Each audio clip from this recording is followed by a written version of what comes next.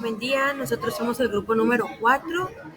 El día de hoy nos tocó exponer el artículo 4 llamado Análisis sencillo y rápido de amatoxinas mediante UPLC, MS y MS. El grupo está conformado por Daniela Cifuentes, Jocelyn García, Gabriela Rodríguez, Betsy Rivera y Frey Pereira y su servidora Violeta Cifuentes. La intoxicación por hongos, concentrándose específicamente en especies como Amanita phalloides, Amanita verna y Amanita virosa. Estas intoxicaciones tienen periodos de incubación largos que pueden variar desde las 6 a las 24 horas respectivamente, lo que dificulta tratamiento oportuno. Los síntomas iniciales incluyen vómitos, diarrea, seguidos de una aparente mejoría antes de la aparición de su daño hepático y disfunción renal, que pueden llevar a la muerte en casos graves. Se destacan dos grupos principales de toxinas para las especies de amanita, siendo estas las amatoxinas y las falotoxinas. Las amatoxinas son octapéptidos resistentes al calor que afectan el ARN polimerasa 2 eucariota, siendo responsables principalmente de la toxicidad. Por otro lado, las falotoxinas son octapéptidos inestables con el calor y no se consideran agentes causantes de la intoxicación, pero son importantes para identificar especies de hongos.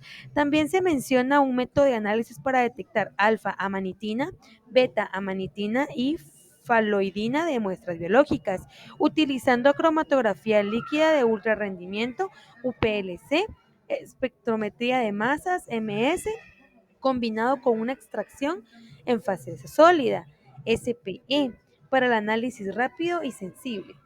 Gracias.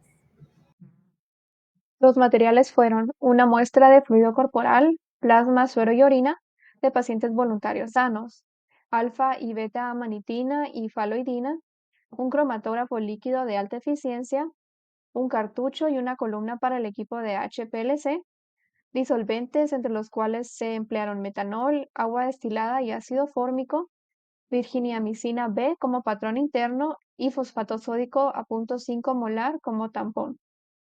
Para la preparación de la muestra se tomaron 0.5 mililitros de fluido corporal y se le añadieron diversas cantidades de alfa y beta amanitina, 50 nanogramos de virginiamicina B, 3.5 mililitros de agua destilada, 1 mililitro de tampón y esta mezcla se homogenizó. Primero se preacondicionó un cartucho Oasis HLB de 3 centímetros cúbicos con 2 mililitros de agua y se le aplicó la mezcla antes preparada. Luego se lavó la columna con 2 mililitros de agua destilada y se diluyeron los compuestos con 3 mililitros de metanol al 100%. A continuación, el eluyente se evaporó hasta sequedad al vacío y el residuo se reconstituyó con 100 microlitros de fase móvil, el cual fue ácido fórmico al 0.1% en agua metanol en proporciones 9:1. Y por último, se filtró antes de su respectivo análisis. El análisis de las condiciones de la cromatografía LC-MS-MS mencionada se realizó utilizando un sistema Acuity-UPLC que incluye una bomba binaria Acuity-UPLC y un gestor de muestras conectado a un sistema Acuity-TQD. Para la separación LC se utilizó una columna de separación Acuity Shell RP18 con un diámetro interno de 2,1 milímetros y una longitud de 100 milímetros. La temperatura de la columna se mantuvo a 40 grados Celsius. Se utilizó un sistema de dilución de gradiente con fase móvil A, que fue ácido fórmico, y fase móvil B, que fue metanol, y un caudal total de 0,4 milímetros por minuto. El programa de gradiente comenzó con 90% de la fase móvil A y 10% de la fase móvil B. Cambió linealmente a 40% de la fase móvil A y 60% de la fase móvil B durante 3 minutos. Se cambió linealmente a 10% de la fase móvil A y 90% de la fase móvil B durante 4 minutos. Y finalmente volvió a 90% de la fase móvil A y 10% de la fase móvil B durante 2 minutos.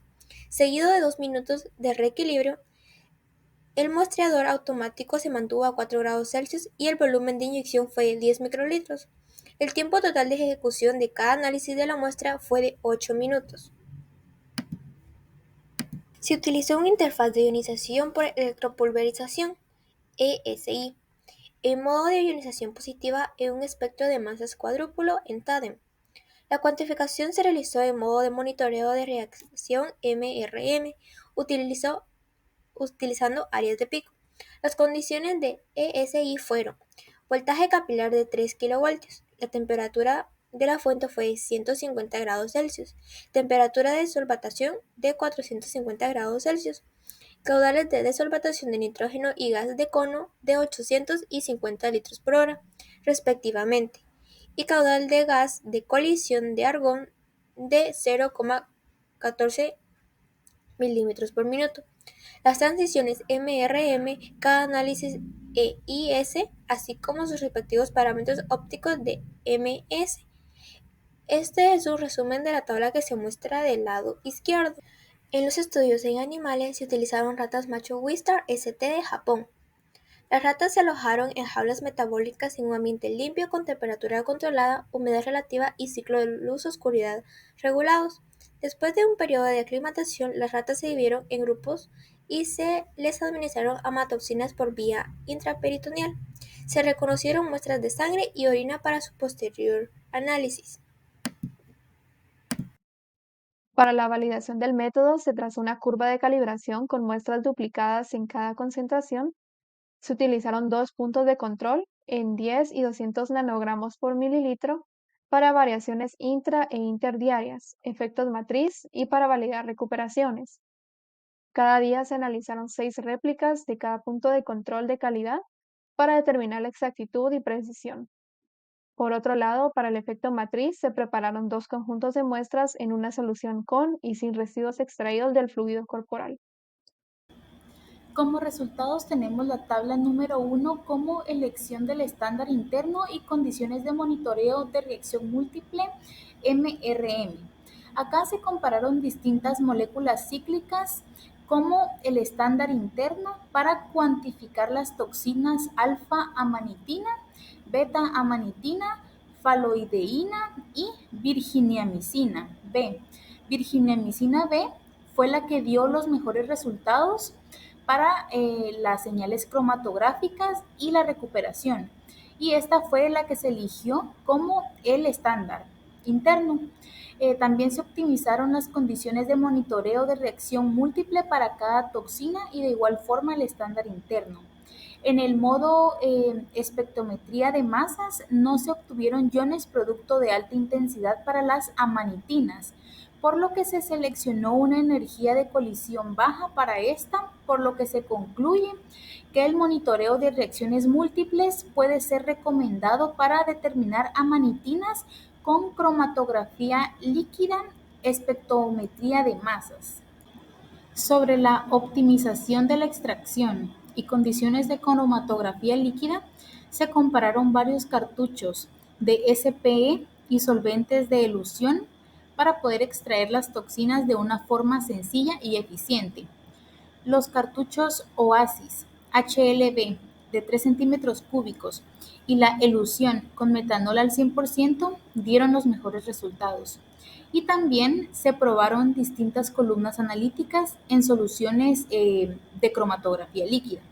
Aunque se probaron diferentes tipos de columnas, la columna de fase reversa mixta de Scherzo SM C18 dio algunos picos de interferencia, por lo que la columna Akiti UP-LC B de Shield RP18 y la combinación de ácido fórmico al 0,1% en agua destilada y metanol proporcionaron una mejor separación, por lo que los picos fueron más definidos. Entonces, la diferencia dentro de estos dos métodos es que el método de extracción resultó ser más sencillo y rápido, mejorando la simplicidad y la eficiencia en comparación con los métodos anteriores. La separación también por cromatografía líquida es un poco más rápida que los que se reportó anteriormente. Muy bien, en cuanto a la fiabilidad del método, entrando a la parte de calibración, se obtuvo que todas las curvas de calibración se obtuvieron en el rango de 2 a 420 nanogramos por ml a 10 concentraciones diferentes para cada toxina en el plasma y suero humano y orina humana y también en rata. Estos dieron una buena linealidad para todos los compuestos con un coeficiente de correlación que fue mayor a 0.995. Esto se observa en esta tabla, en la columna a la derecha. Si observan, todos los coeficientes de correlación son mayores a 0.995, lo cual indica que se obtuvo una buena correlación lineal entre todos los datos, ¿verdad? Y que sí, pues hay una correlación muy asociada. Además, los valores LOT, que son definidos como la concentración que da la relación señal-ruido de 3, se estimaron en aproximadamente 0.5 a 1.5 nanogramos por ml, lo cual indica que se obtuvo un buen control de calidad en cada una de las muestras. Por otro lado, respecto eh, a esta tabla podemos ver que los valores de recuperación se situaron en un rango de 91.3 a 110% para muestras humanas o de rata. Con este método pues, se pudo extraer correctamente las toxinas en cada espécimen biológico que se utilizó, y por otro lado se encontraron valores bastante altos del efecto de matriz positivos tanto en muestras de orina humana como en rata.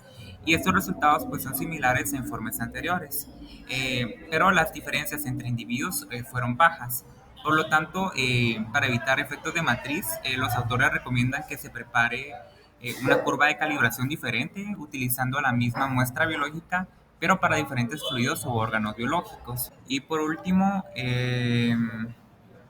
según estos resultados, la mayoría de las amanitinas administradas se excretaron en la orina en un plazo de 6 horas, en comparación con la excreción de la faloidina, la cual fue mucho más lenta que las amanitinas. Las diferencias en la excreción entre amanitinas y faloidina podrían deberse a las diferencias en el mecanismo de absorción. Para muestras de suero, aparte de esto, ¿verdad? Para muestras de suero, los tres compuestos estaban por debajo de los límites de detección, por lo cual no se pudieron detectar en muestras de suero. Y esto se debe a que posiblemente, eh,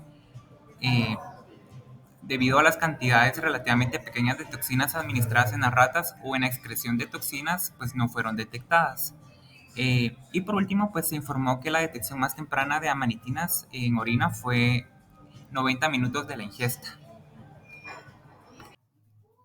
Conclusiones. Se desarrolló un método analítico lo suficientemente sensible y bastante rápido para la determinación de alfa y beta amanitina, hasta 20 picogramos por mililitro. En plasma sanguíneo fue desarrollado, validado y aplicado para analizar muestras de pacientes. El análisis mostró que dicha sensibilidad es necesaria para la identificación confiable de estos biomarcadores. El método presentado es una alternativa en casos en que la orina como biomatriz no esté disponible. Además, este método puede permitirnos responder preguntas aún sin resolver, como en la toxicocinética y amatoxinas, y podría aplicarse para monitorear concentraciones plasmáticas durante alguna terapia con el fin de esto evaluar la efectividad de las medidas de desintoxicación secundaria. Esperamos que les haya gustado y agradecemos mucho su atención. Feliz descanso, hasta pronto.